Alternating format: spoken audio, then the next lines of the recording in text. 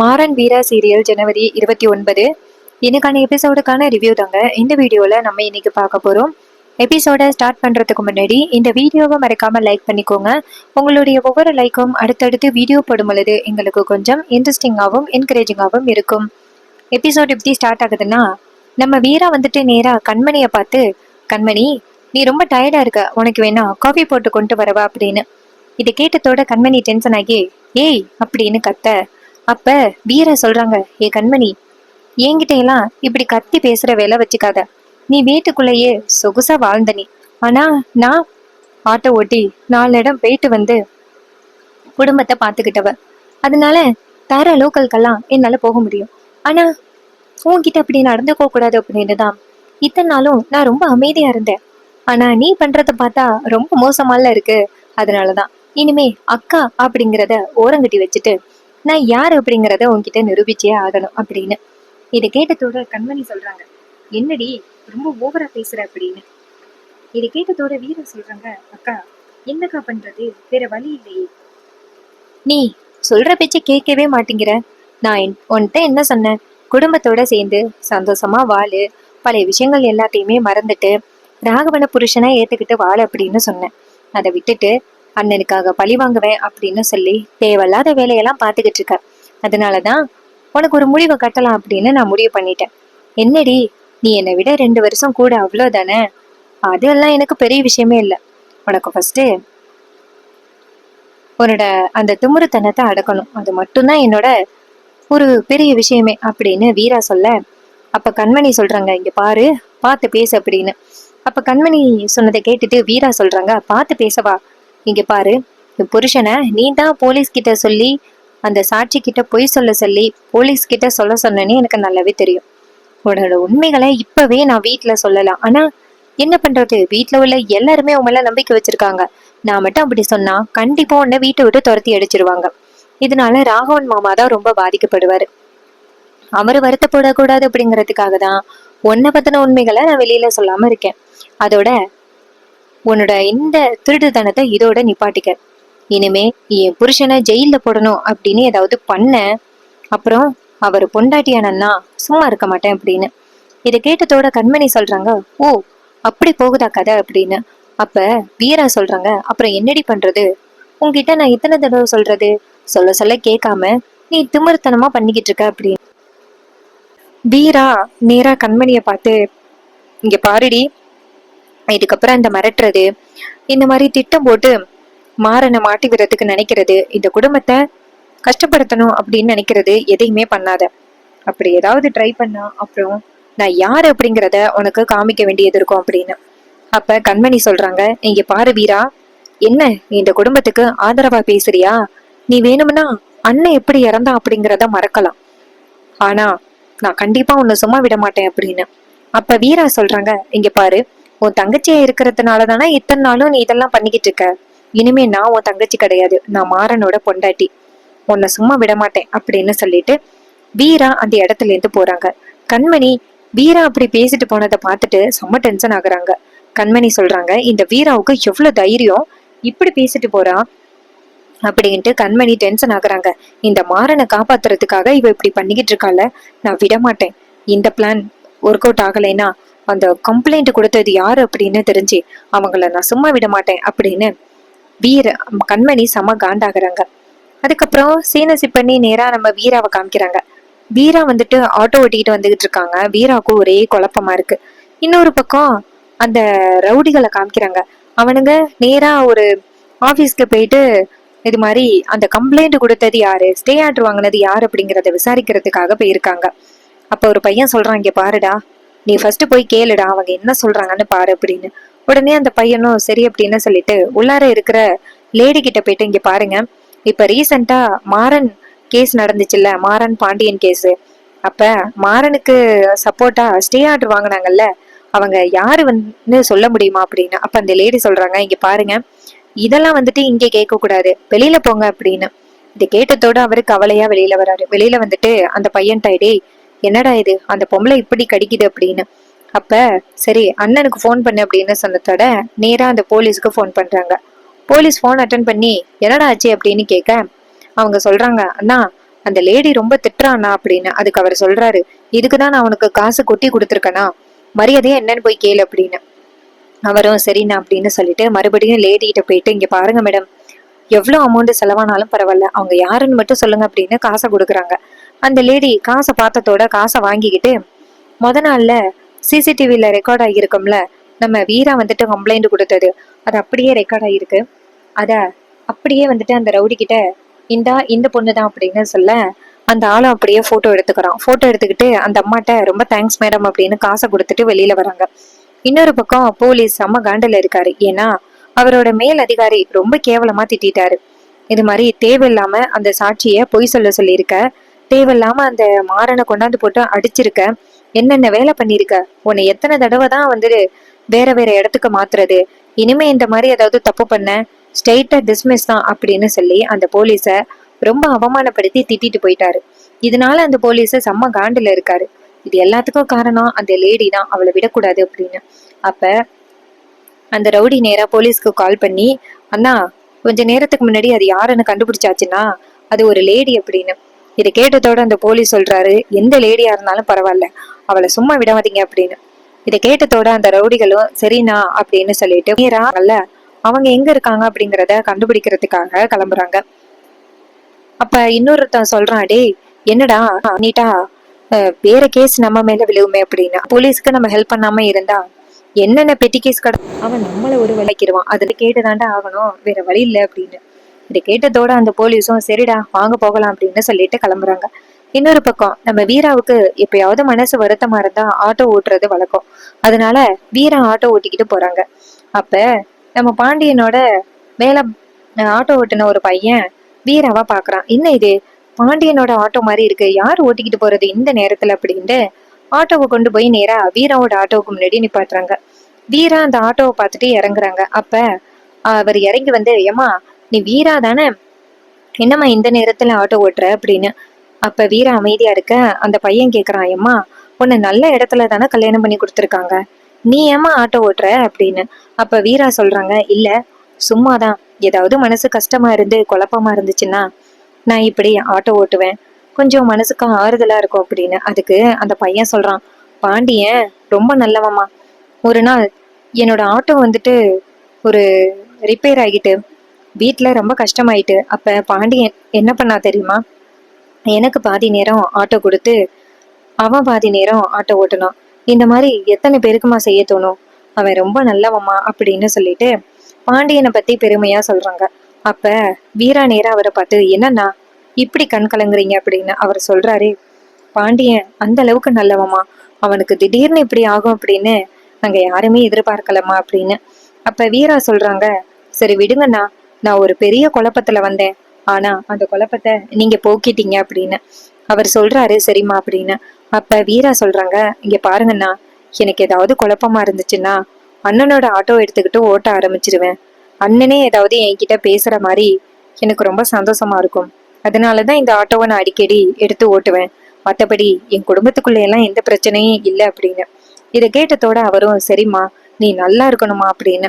அதே நேரத்துல இன்னொரு பக்கம் அந்த 3 ரவுடிகளும் வீரா எங்க அப்படின்னு தேடிக்கிட்டு இருக்காங்க. அப்போ ஒருத்த சொல்றான், என்னடா ரொம்ப நேரம் காத்துக்கிட்டு இருக்கோம், அந்த பொண்ணு எங்கன்னே தெரியலடா, காலையிலேருந்து தேடிக்கிட்டு இருக்கோம், நம்ம கண்ணிலேயே அகப்பட மாட்டேங்கிறா அப்படின்னு. இன்னொருத்தன் சொல்றான், அவ எங்க போயிட போறா, இங்கதான் எங்கேயாவது இருப்பா, வாங்கடா தேடுவோம் அப்படின்ட்டு தேடிக்கிட்டு இருக்காங்க. அதே இடத்துலதான் நம்ம வீரா அந்த ஆட்டோக்காரர் கிட்ட பேசிக்கிட்டு இருக்காங்க. அந்த ஆட்டோக்காரர் சொல்றாரு, சரிம்மா நீ வீட்டுக்கு கிளம்பு, ஏமா இப்படி நின்று பேசிக்கிட்டு இருக்க அப்படின்னு. அப்ப வீரா சொல்றாங்க, நான் ரொம்ப பெரிய குழப்பத்துல இருந்தேன், என்னோட குழப்பத்தை நீங்க போக்கிட்டீங்க, ரொம்ப நன்றி அப்படின்னு. அவரு சொல்றாரு, சரிம்மா நீ பத்திரமா உடம்ப பாத்துக்கமா அப்படின்னு சொல்ல, வீராவும் சரிண்ணா நான் கிளம்புறேன் அப்படிங்கிறாங்க. அப்ப தூரத்துல இருந்து அந்த ரவுடிங்க வீராவை பாத்துறாங்க. டேய் அதுவும் அந்த பொண்ணு தன்னடா அது அப்படின்னு. அப்ப இன்னொருத்தன் சொல்றான், டேய் அவதான்டா ஆட்டோ ஓட்டிக்கிட்டு போறா, ஏதோ ஒரு ஆட்டோக்காரன்ட்டு பேசிக்கிட்டு இருக்கா, வாங்கடா போகலாம் அப்படின்னு சொல்லிட்டு நேரா வீரா பேசிக்கிட்டு இருந்த ஆட்டோக்காரன்ட்ட போறாங்க. அதுக்கு முன்னாடியே நம்ம வீரா அந்த இடத்துல இருந்து ஆட்டோ எடுத்துக்கிட்டு போயிட்டாங்க. அப்ப அந்த ரவுடிங்க நேரா அந்த ஆள்கிட்ட போயிட்டு, டேய் இப்போ ஒரு பொண்ணு உன்கிட்ட பேசிக்கிட்டு இருந்துச்சுல, அது எங்க போகுது சொல்லு அப்படின்னு. அப்ப அந்த ஆட்டோக்காரர் கேக்குறாரு, நீங்க யாருடா, நீங்க எதுக்குடா வீராவை பத்தி கேக்குறீங்க அப்படின்னு. அப்ப அந்த ரவுடிங்க சொல்றாங்க, இப்ப சொல்ல போறியா இல்லையா அப்படின்னு. அப்ப ஆட்டோக்காரர் சொல்றாரு, உங்களை பார்த்தா நல்லவனுங்க மாதிரி தெரியலையே, வீராவை எதுக்குடா நீங்க தேடுறீங்க, இருங்கடா போலீஸுக்கு போன் பண்றேன் அப்படின்னு சொல்லிட்டு போலீஸ்க்கு போன் பண்ண போறாங்க. அப்ப டக்குன்னு அந்த ரவுடிங்க வந்துட்டு, என்ன போலீஸ்க்கு போன் பண்றியா அப்படின்னு சொல்லிட்டு அந்த ஆட்டோக்காரரை போட்டு அடிக்கிறாங்க. ஆட்டோக்காரர் கீழே விழுந்துடுறாரு. அதுக்கப்புறமா அந்த ரவுடிங்க வந்துட்டு நேரா வீராவை ஃபாலோ பண்ணி போறாங்க. இன்னொரு பக்கம் அந்த ஆட்டோக்காரர் வந்துட்டு அடிபட்டு கீழே கிடக்குறாரு. இன்னொரு பக்கம் நம்ம பிருந்தா இருக்காங்கல்ல, அவங்களுக்கு ஒரே பதட்டமா இருக்கு. என்னது ஒரே பதட்டமா இருக்கு, அக்காவுக்கும் மாமாவுக்கும் எப்ப பார்த்தாலும் சண்டை நடந்துகிட்டே இருக்கு. இப்ப என்ன ஆச்சுன்னு கேட்போம் அப்படின்ட்டு நம்ம பிருந்தா நேரா வீரா ஆட்டோ எடுத்துட்டு போனதுனால ரொம்ப கவலையா இருக்கு. அதனால நேரா மாறனுக்கு போன் பண்றாங்க. மாறன் போன் அட்டன் பண்ணி, சொல்லு பிருந்தா, என்ன இந்த நேரத்துல போன் பண்ணிருக்கம்மா அப்படின்னு.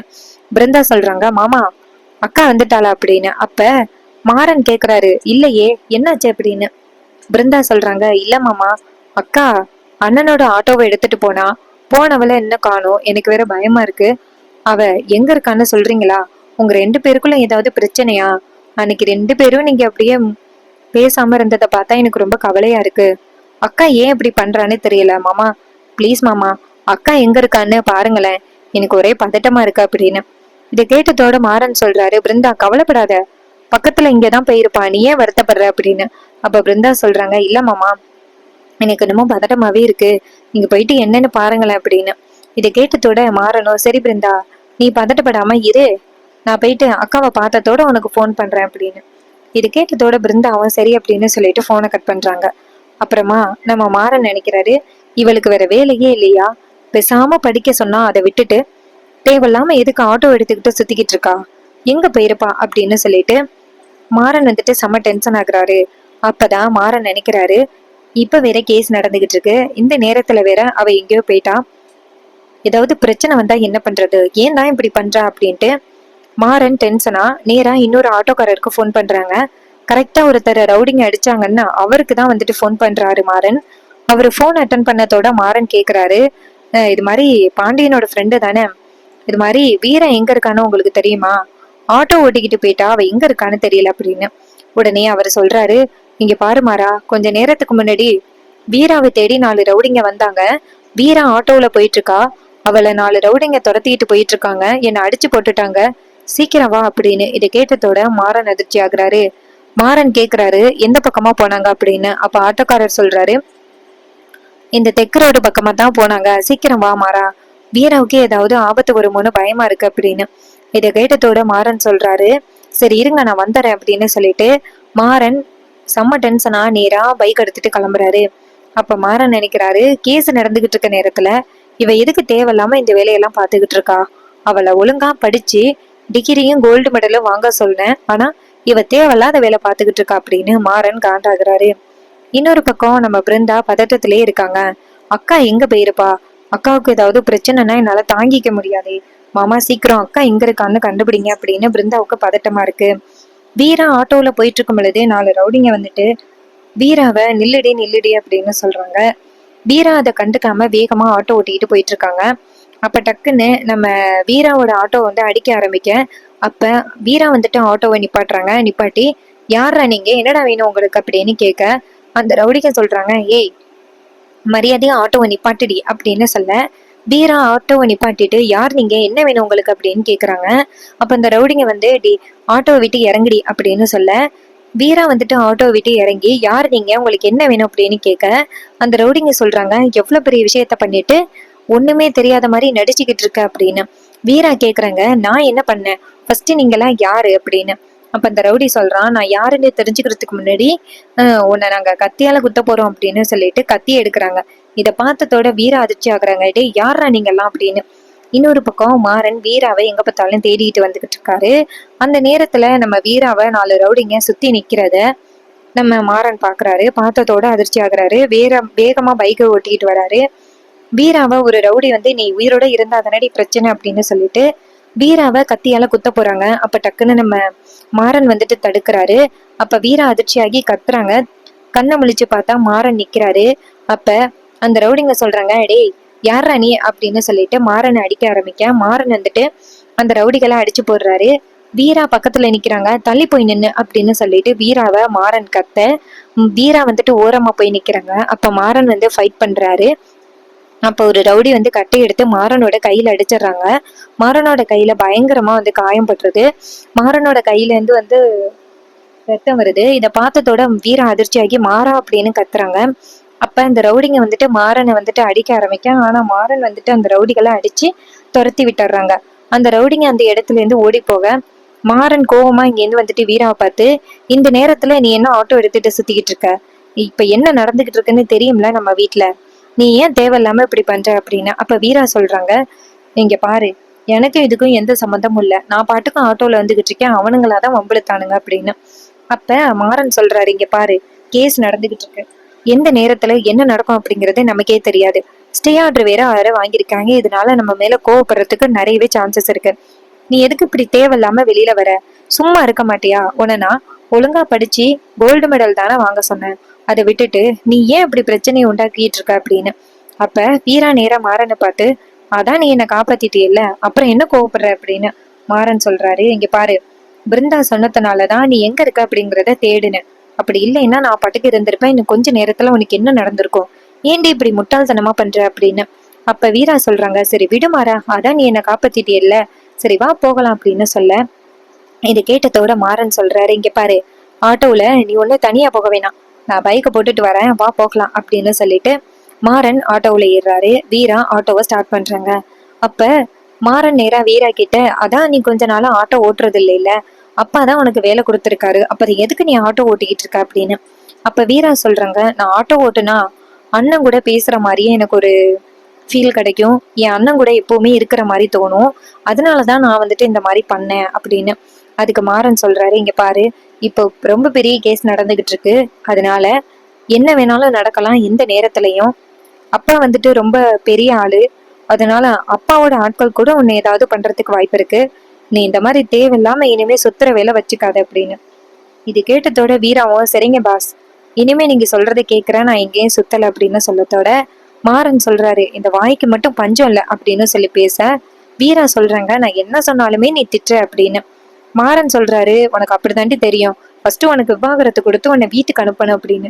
இதை கேட்டதோட வீரா சொல்றாங்க, இப்படியே சொல்லு அப்படின்னு. மாறன் சொல்றாரு, அப்புறம் உன் வாழ்க்கை நல்லா இருக்கணும் அப்படின்னா இப்படி ஏதாவது ஒரு முடிவு எடுத்துதான் ஆகணும் அப்படின்னு.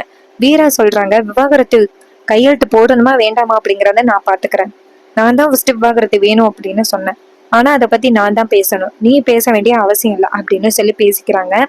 அதோட இன்னைக்கான எபிசோட ரொம்ப ரொம்ப இன்ட்ரெஸ்டிங்கா எமோஷனலா கொண்டு போறாங்க. அப்கமிங் எபிசோடுல நம்ம வீரா வந்துட்டு வள்ளியம்மா கிட்ட உண்மை என்ன அப்படின்னு கேக்குறாங்க. வள்ளியம்மா உண்மையை சொல்ல போறாங்க. ஸோ அதை பத்தின ரிவ்யூ தாங்க அப்கமிங் வீடியோஸ்ல நம்ம தொடர்ந்து பார்க்க போறோம். இதே மாதிரி இனிமே அப்டேட்ஸை நம்ம சேனல்ல நீங்க தொடர்ந்து பார்க்கணும் அப்படின்னா மறக்காம நம்ம சேனலை சப்ஸ்கிரைப் பண்ணிட்டு பக்கத்துல உள்ள பெல் ஐகானை கிளிக் பண்ணி ஆல்ல செட் பண்ணிக்கோங்க. அப்பதாங்க புது புது வீடியோ போடும் பொழுது உங்களுக்கு நோட்டிபிகேஷன் வரும், பார்க்கலாம். தேங்க்ஸ் ஃபார் வாட்சிங்.